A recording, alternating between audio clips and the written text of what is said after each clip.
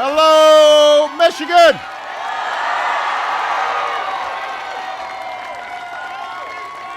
Thank you. Thank you so much. First of all, give Joe a big round of applause for the wonderful introduction. We've got some special guests here. Now, if everybody has chairs, go ahead and use them. Feel free. We've got some special guests here today that I just want to acknowledge. All of you are special, but these folks, I want to make sure that you have a chance to see them. First of all, one of the best governors in the country. Please give Jennifer Granholm a big round of applause.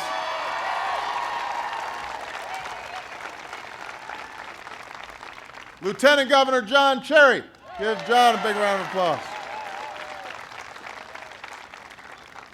One of my favorite people, former colleague of mine, still just a fighter on behalf of working families each and every day, Senator Debbie Stabenow.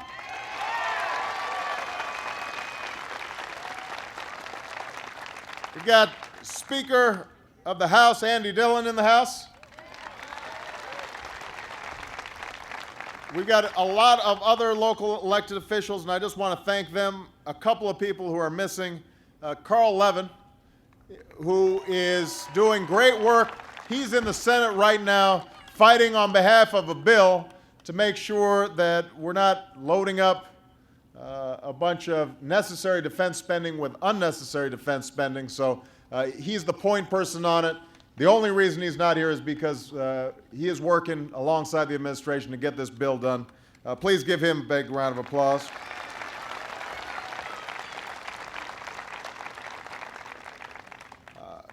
Congressman Sandy Levin, also working hard on your behalf each and every day, but is not here today.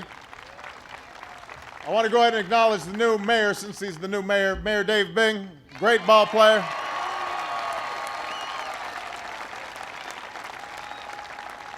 My game's a little like Dave Bing's, except I don't have the jump shot or the speed or the ball handling skills or the endurance.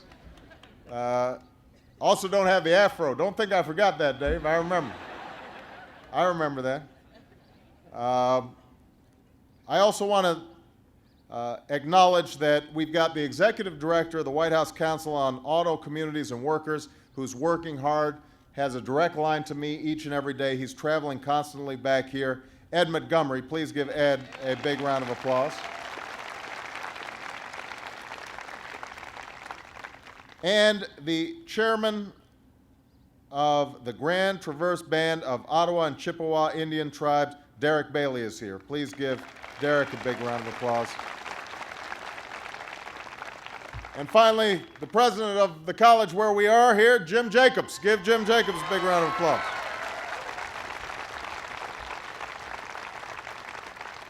And those of you who I've missed, you know how grateful I am that you're here. And thank you all. It is wonderful to be back at Macomb. It was terrific visiting this campus as a candidate, but I have to admit it's even better visiting as a president.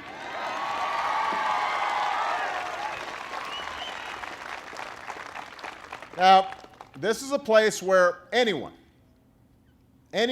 with a desire to learn and to grow, to take their career to a new level or start a new career altogether, has the opportunity to pursue their dream, right here at Macomb.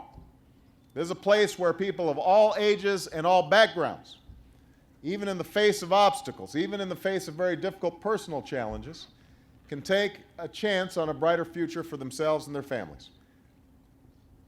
There are folks like Joe, who just told us his story.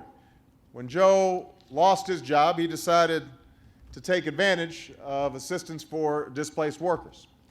He earned his associate degree here at Macomb, and with a pretty impressive GPA, I might add.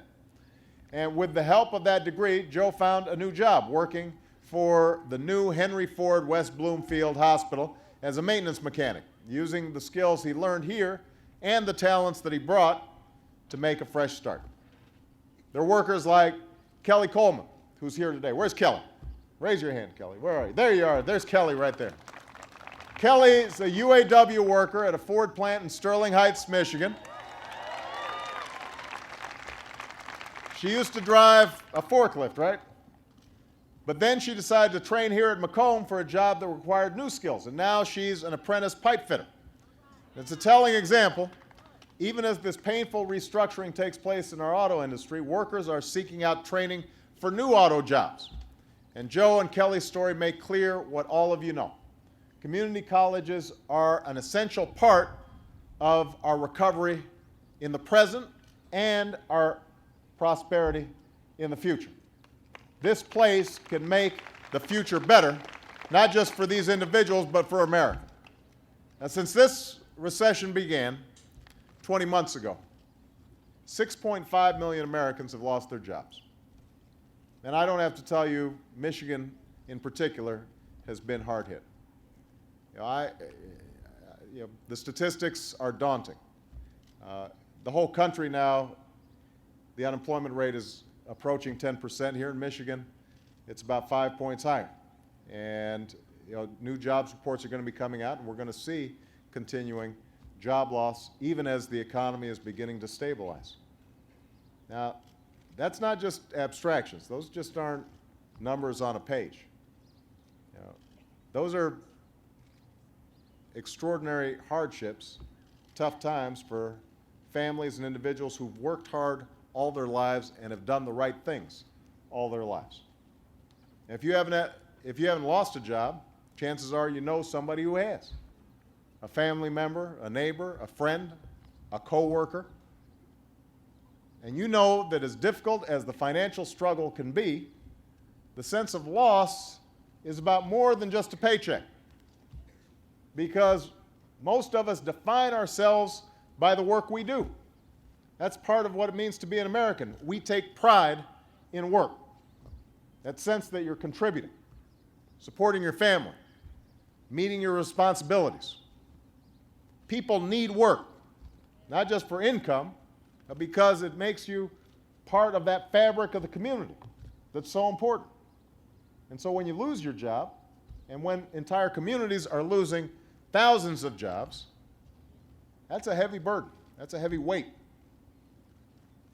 Now, my administration has a job to do as well.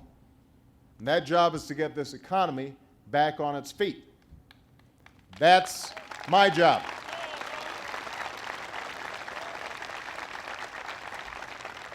And it's a job I gladly accept.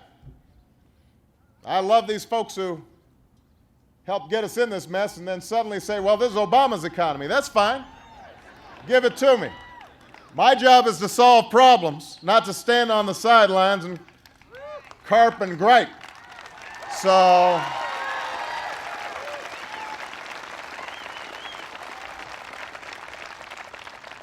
I welcome the job. I want the responsibility. And I know that, let's just take an example. Many questioned our efforts to help save GM and Chrysler from collapse earlier this year.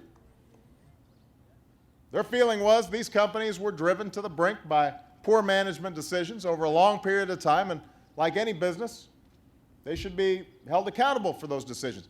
I agreed that they should be held accountable, but I also recognize the historic significance and economic prominence of these companies in communities all across Michigan and all across the country. I thought about the hundreds of thousands of Americans whose livelihoods are still connected to the American auto industry and the impact on an already struggling economy, especially right here in Michigan.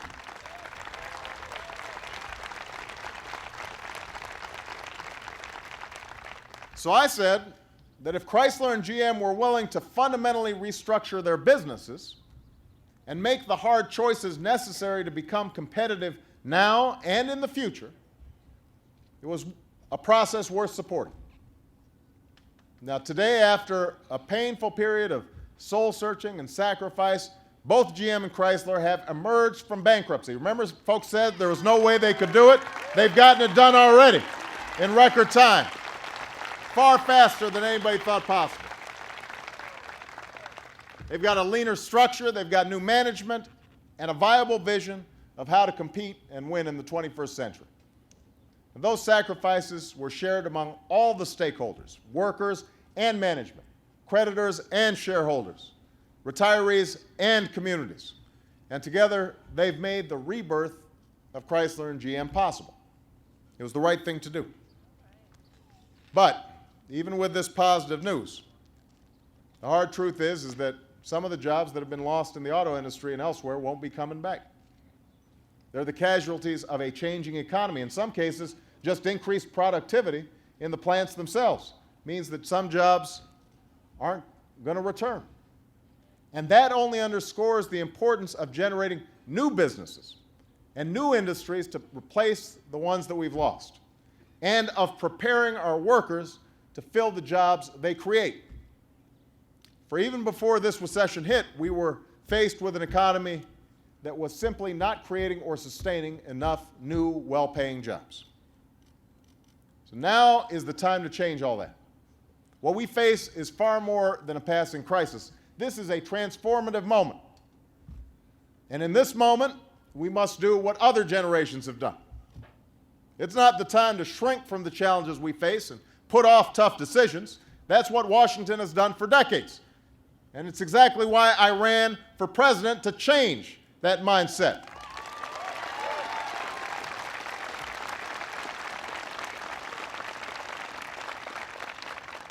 Now's the time to build a firmer, stronger foundation for growth that will not only withstand future economic storms, but that will help us thrive and compete in a global economy. To build that foundation, we have to slow the growth of healthcare costs that are driving us into debt. We're going to have to do that. And there's going to be a major debate over the next 3 weeks. And don't be fooled by folks trying to scare you saying we can't change the healthcare system. We have no choice but to change the healthcare system, because right now it's broken for too many Americans.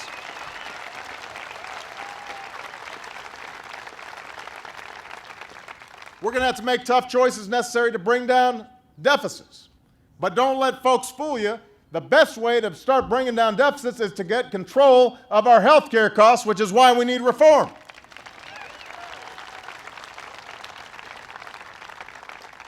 Now's the time to create the jobs of the future by growing industries, including a new clean energy economy. And Jennifer Granholm has been all on top of this as the governor of Michigan. She is bringing clean energy jobs right here to Michigan, and we've got to support her in that effort.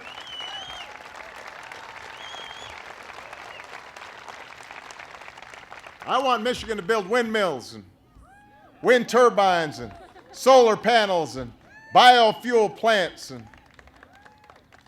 energy efficient light bulbs and weatherize all our that, because Michigan, you know bad weather. So you can be all on top of weatherizing. You need to weatherize. I know about that in Chicago too.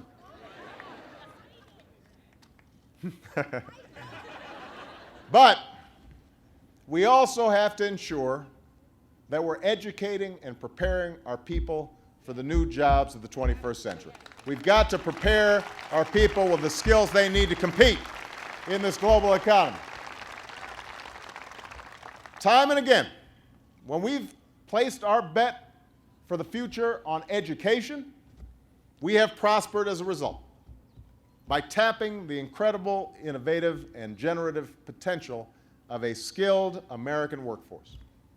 That's what happened when President Lincoln signed into law legislation creating the land-grant colleges, which not only transformed higher education, but also our entire economy. That's what took place when President Roosevelt signed the GI Bill, which helped educate a generation and ushered in an era of unprecedented prosperity. That was the foundation for the American middle class. And that's why at the start of my administration, I set a goal for America. By 2020, this nation will once again have the highest proportion of college graduates in the world. We used to have that. We're going to have it again.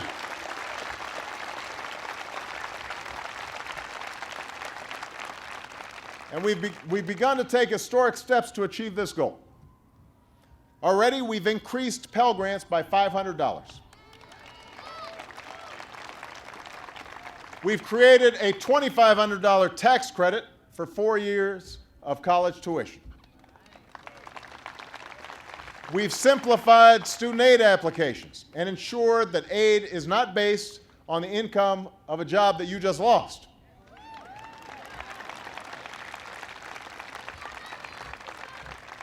A new GI Bill of Rights for the 21st century is beginning to help soldiers coming home from Iraq and Afghanistan to begin a new life in a new economy. And the recovery plan has helped close state budget shortfalls, which put enormous pressure on public universities and community colleges. At the same time, making historic investments in school libraries and classrooms and facilities all across America. So we've already taken some steps that are building the foundation for a 21st century education system here in America, one that will allow us to compete with China and India and everybody else all around the world. But today I'm announcing the most significant down payment yet on reaching the goal of having the highest college graduation rate of any nation in the world. We're going to achieve this in the next 10 years. And it's called the American Graduation Initiative.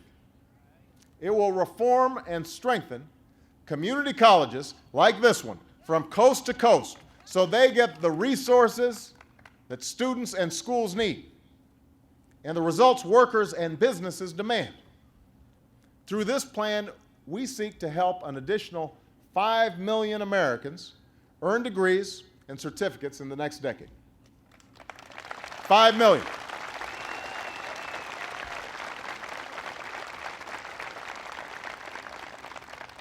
Not since the passage of the original GI Bill and the work of President Truman's Commission on Higher Education, which helped to double the number of community colleges and increase by 7-fold enrollment in those colleges, have we taken such a historic step on behalf of community colleges in America. And let me be clear, we pay for this plan.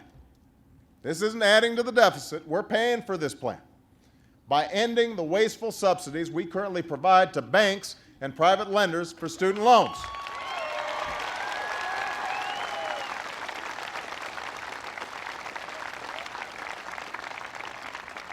That will save tens of billions of dollars over the next 10 years. Instead of lining the pockets of special interests, it's time this money went towards the interest of higher education in America. That's what my administration's committed to doing. Now, I know that for a long time there have been politicians who've spoken of training as a silver bullet and college as a cure-all. It's not, and we know that. You know, I can't tell you how many workers who've been laid off, you talk to them about training and they say, training for what? So I understand the frustrations that a lot of people have, especially if the training is not well designed for the specific jobs that are being created out there. But we know that in the coming years, jobs requiring at least an associate degree are projected to grow twice as fast as jobs requiring no college experience. We will not fill those jobs or even keep those jobs here in America without the training offered by community colleges. That's why I want to applaud Governor Granholm for the No Worker Left Behind program.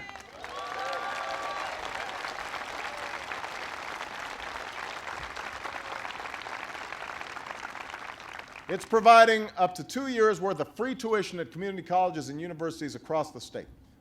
The rest of the country should learn from the effort. This is training to become a medical technician, or a health IT worker, or a lab specialist, or a nurse. In fact, 59% of all new nurses come from community colleges.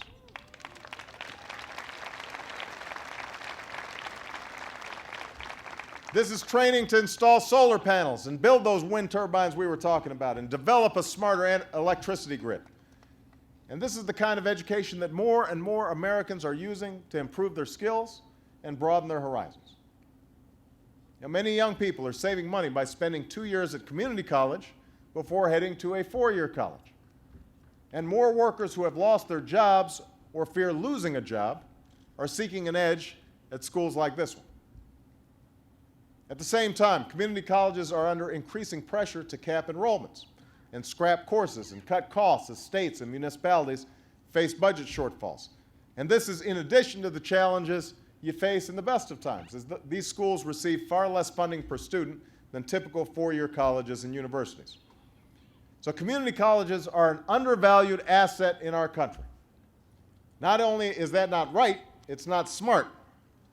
And that's why I've asked Dr. Jill Biden, who happens to be a relation of the Vice President, Joe Biden, but who's also a community college educator for more than 16 years, to promote community colleges and help us make community colleges stronger. And that's why we're putting in place this American Graduation Initiative. Let me describe for you the specifics of what we're going to do.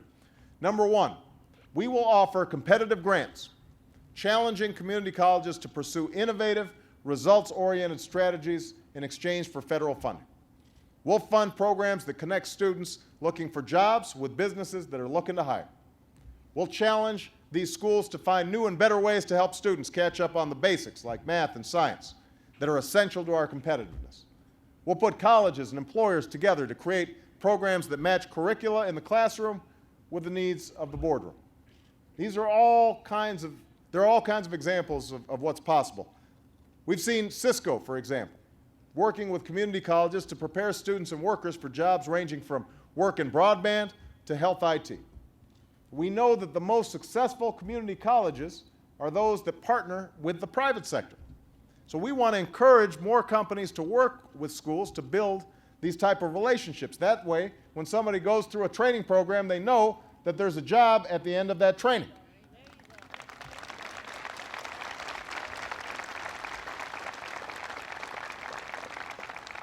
We'll also create a new research center with a simple mission: to measure what works and what doesn't.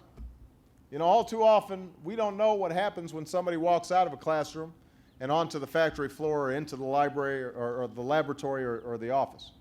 And that means businesses often can't be sure what a degree is really worth, and schools themselves don't have the facts to make informed choices about which programs achieve results and which programs don't. And this is important, not just for businesses and colleges, but for students and workers as well. You know, if a parent is going to spend time in the classroom and away from his or her family, especially after a long day at work, that degree really has to mean something. They have to know that when they get that degree, this is going to help advance their goals. If a worker is going to spend 2 years training to enter into a whole new profession, that certificate has to mean that he or she is ready and that businesses are ready to hire. In addition, we want to propose new funding for innovative strategies that promote not just enrollment in a community college program, but completion of that program. See, more than half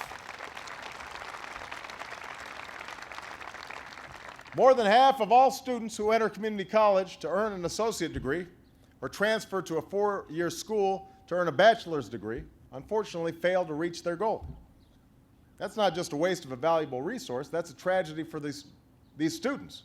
Oftentimes they've taken out debt and they don't get the degree, but they still have to pay back the debt. And it's a disaster for our economy. So we'll fund programs that track student progress inside and outside the classroom.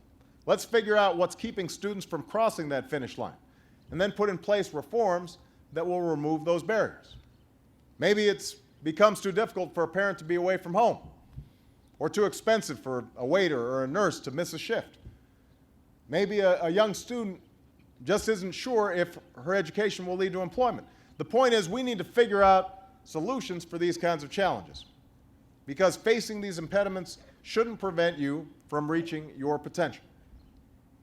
All right, so that's a big chunk of this first part of this initiative. The second part, we're going to back $10 billion in loans to renovate and rebuild college classrooms and buildings all across the country.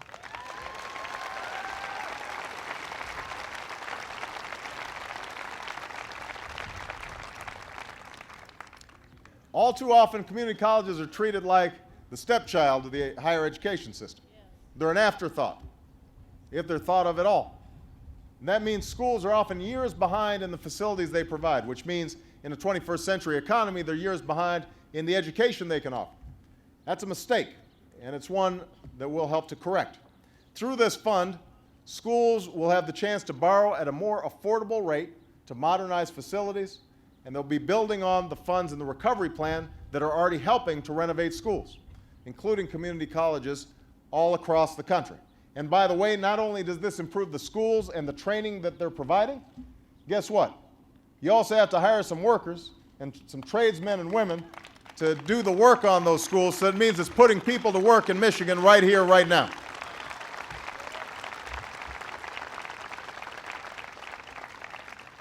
Number three, even as we repair bricks and mortar, we have an opportunity to build a new virtual infrastructure to complement the education and training community colleges can offer. So we're going to support the creation of a new online open source clearinghouse of courses so that community colleges across the country can offer more classes without building more classrooms. And this will make a big difference, especially for rural campuses that a lot of times have to struggle to attract students and faculty. And this will make it possible for a professor to complement his lecture with an online exercise, or for a student who can't be away from her family to still keep up with her coursework. We don't know where this kind of experiment will lead, but that's exactly why we ought to try it, because I think there's a possibility that online education can provide, especially for people who are already in the workforce and want to retrain, the chance to upgrade their skills without having to quit their job.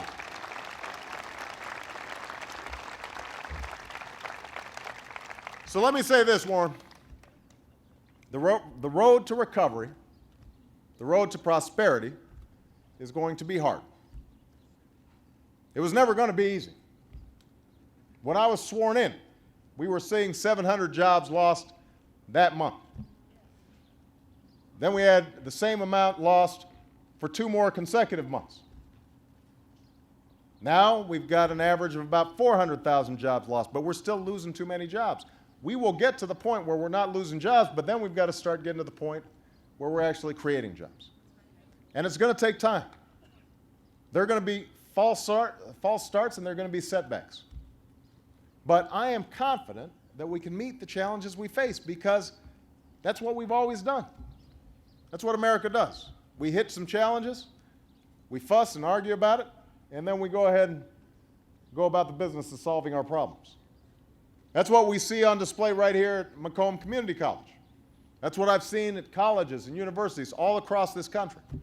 At every juncture in our history, when we've been challenged, we have summoned the resilience and the industriousness, that can-do American spirit that has allowed us to succeed in the face of even the toughest odds.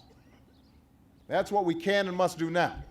Not just to overcome this crisis, but to leave something better behind, to lay a foundation on which our children and our grandchildren can prosper and take responsibility for their future, just as the students at this school at this difficult moment are taking responsibility for theirs. I am absolutely confident that if I've got your help, that we can make it happen.